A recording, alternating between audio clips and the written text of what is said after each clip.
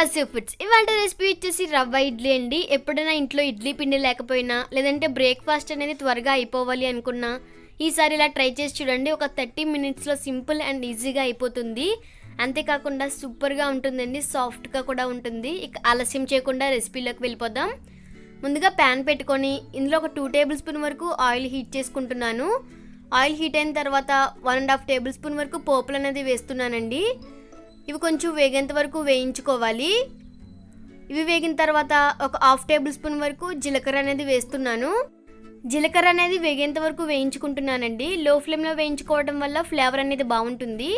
ఇవి వేగిన తర్వాత ఒక పచ్చిమిర్చి 1 టేబుల్ స్పూన్ వరకు అల్లం తురుము అనేది వేస్తున్నాను. అల్లం అనేది తురుము వేసుకోవడం వల్ల తినేటప్పుడు బాగుంటుందండి. ఇప్పుడు ఇందులోనే 1 రెమ్మ వరకు కరివేపాకు, ఒక 2 టేబుల్ స్పూన్ వరకు తురిమిన క్యారెట్ కూడా వేస్తున్నాను. ఇవి కొంచెం వేగితే సరిపోతుందండి, ఎక్కువగా వేగనవసరం లేదు.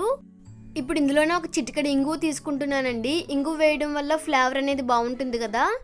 ఒక 1/2 టేబుల్ స్పూన్ వరకు పసుపు కూడా వేయిస్తున్నాను. పసుపు అనేది ఎక్కువగా వేయనవసరం లేదు, కొంచెం కలర్ కోసమే యాడ్ చేస్తున్నాను. ఇక్కడ నేను 1 కప్పు వరకు రవ్వ అనేది తీసుకుంటున్నానండి. ఇప్పుడు మొత్తం అంతా కూడా కలిసేంత వరకు కలుపుకోవాలి. లో ఫ్లేమ్లో ఒక 10 మినిట్స్ పాటు వేయిస్తే సరిపోతుంది, ఎందుకంటే వేపింది కాదు కదా రవ్వ, పచ్చిది తీసుకుంటున్నాను. ఇలా లో ఫ్లేమ్లోనో కొంచెం కలర్ మారేంత వరకు వేయించుకోవాలండి. చూసారు కదా, ఇలా వేగిన తర్వాత స్టవ్ ఆఫ్ చేసుకొని ఒక బౌల్లోకి తీసుకోవాలి. మిశ్రమం అంతా కూడా చల్లారేంత వరకు చల్లారబెట్టుకోవాలండి. ఇప్పుడు ఇందులో ఏ కప్పుతో అయితే రవ్వ తీసుకుంటున్నానో ఆ కప్పుతోనే 1/4 కప్పు వరకు పెరుగు అనేది తీసుకుంటున్నాను. ఇప్పుడు మొత్తం అంతా కూడా కలిసేంత వరకు కలుపుకోవాలండి, ఎక్కడ గడ్డలు కట్టకుండా. చూసారు కదా, ఇలా కలుపుకున్న తర్వాత ఇందులో ఒక 1/2 కప్పు వరకు వాటర్ అనేది యాడ్ చేస్తున్నాను.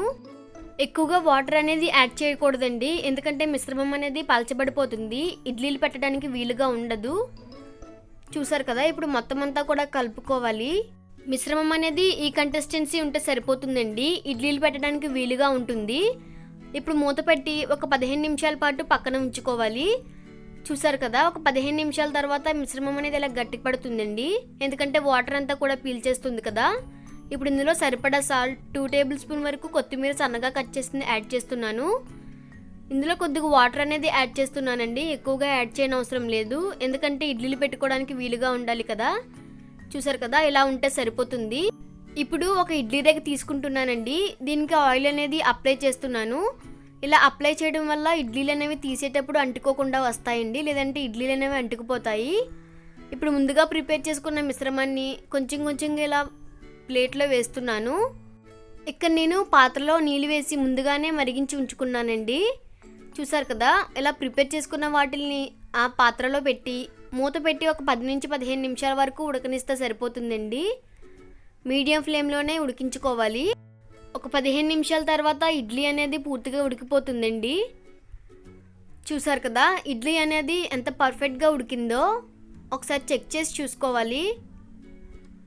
ఇక్కడ నాకు ఇడ్లీ అనేది చాలా సాఫ్ట్గా ఉడికిందండి. ఇప్పుడు స్టవ్ ఆఫ్ చేసుకొని వేడివేడిగా సర్వ్ చేసుకోవడమే. మీరు కూడా తప్పకుండా ట్రై చేసి మీకు ఎలా కుదిరిందో నాకు కామెంట్ చేసి చెప్పండి. ఈ వీడియో కనుక మీకు నచ్చినట్లయితే లైక్ చేయండి, షేర్ చేయండి, నా ఛానల్ని సబ్స్క్రైబ్ చేయడం మాత్రం మర్చిపోవద్దు.